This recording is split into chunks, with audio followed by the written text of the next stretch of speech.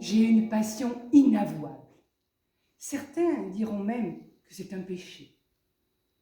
Qu'ils soient blancs ou noirs, je les aime tous. Surtout les noirs. Noirs, noirs, dirait Muriel Robin. Plus particulièrement le noir. J'aime qu'il soit fort et racé, plutôt robuste et tendre à la fois. Pas gras, mais enrobé, même exotique.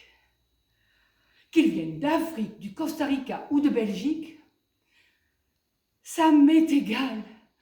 J'en ferai une orgie. Je l'aime sensuelle, sous toutes ses formes. Je l'aime un peu, beaucoup, passionnément, irrésistiblement.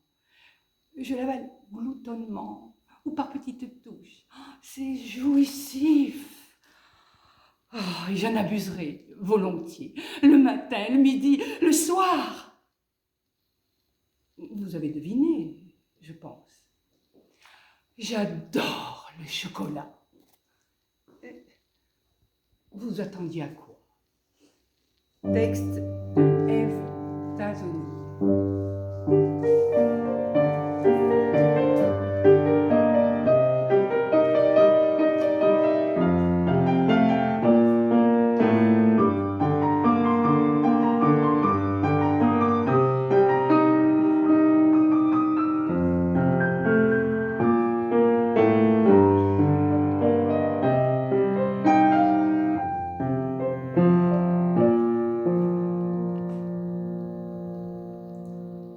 Vaison, le 23 novembre 2020. Cher ami, merci pour ton courrier dans lequel tu me fais partager avec enthousiasme ta passion. En retour, je te propose de te dévoiler la mienne. Tout a commencé le jour anniversaire de mes 8 ans. Comme l'année précédente, je n'avais pas trop apprécié le cadeau que m'avaient offert mes parents. Ces derniers me proposèrent d'aller faire mon choix dans un magasin de jouets. J'en ressortis avec un magnifique rhododendron. Il décorait la vitrine de la boutique et semblait implorer mon attention. Le contact s'établit aussitôt. Nous étions faits l'un pour l'autre. Pour une raison qui m'échappe, mes géniteurs semblèrent consternés et essayèrent en vain de me détourner de cet achat. Mes hurlements et mes roulades sur la moquette jaune canari eurent tôt fait de les inciter à changer d'avis. C'est donc tendrement enlacés que nous regagnâmes notre domicile où j'installai mon acquisition sur ma table de chevet. Nous ne pouvions envisager de nous séparer un seul instant et, après moult caprices, j'obtins l'autorisation de l'emmener en cour avec moi. Il faut dire qu'il n'occasionnait aucune gêne, il restait soigneusement au pied de mon pupitre, sans recul, sans remuer, et ne réclamait jamais qu'on le sorte.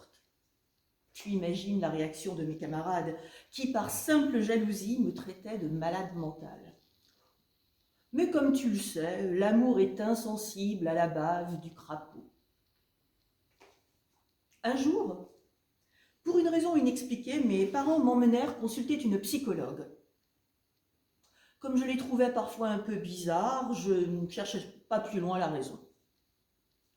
Elle me fit l'énumération de tous les plaisirs qui constituaient le quotidien des garçons de mon âge et me fit la liste de ceux à quoi ils étaient habituellement attachés. Elle conclut en me demandant s'il était normal de se passionner pour un rhododendron. Je convins qu'elle avait entièrement raison. Elle parut satisfaite, se redressa sur sa chaise, releva le menton et regarda fièrement mes parents, qui, étrangement, se décrispèrent en arborant un large sourire. Bien évidemment, poursuivis-je, le choix d'un thuya paraissait plus judicieux. À ces mots, la psychologue s'affaissa sur sa chaise et mes parents se prirent la tête entre les mains. Décidément, le monde des adultes est bien incompréhensible. Hélas, Comme dans toutes les relations, l'usure entame peu à peu les passions les plus fortes. Et c'est ce qui ne manqua pas de se passer. À l'adolescence, je succombais au chant des sirènes en découvrant à la radio lors d'une émission de Salut les copains un chanteur vantant les mérites du cactus, du tronc. Du tronc ne pouvait être qu'un gage de sérieux à la cause écologique à laquelle j'étais très attachée.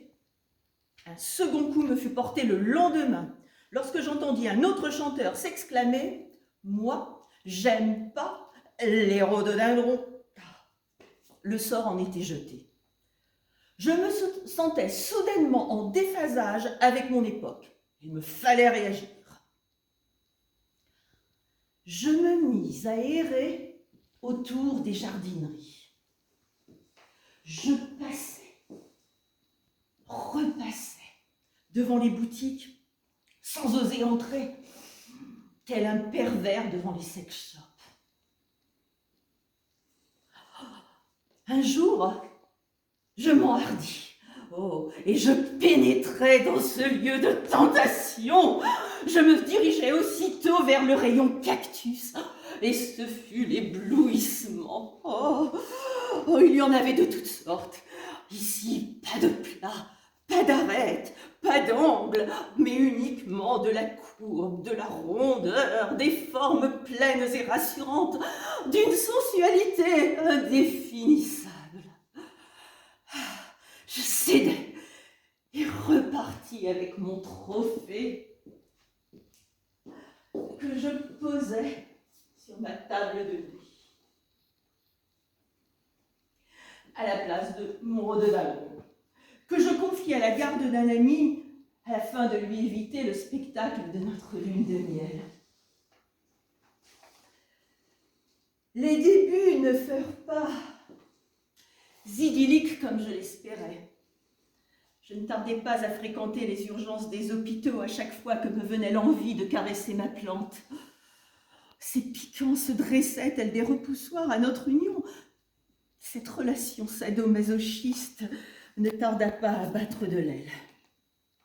Et au bout d'un an, je revins piteusement récupérer mon rhododendron, qui apparemment ne m'en avait pas tenu rigueur de cette infidélité. J'eus la surprise d'un heureux événement, lorsque je constatais que 2 petites pousses avaient fait leur apparition.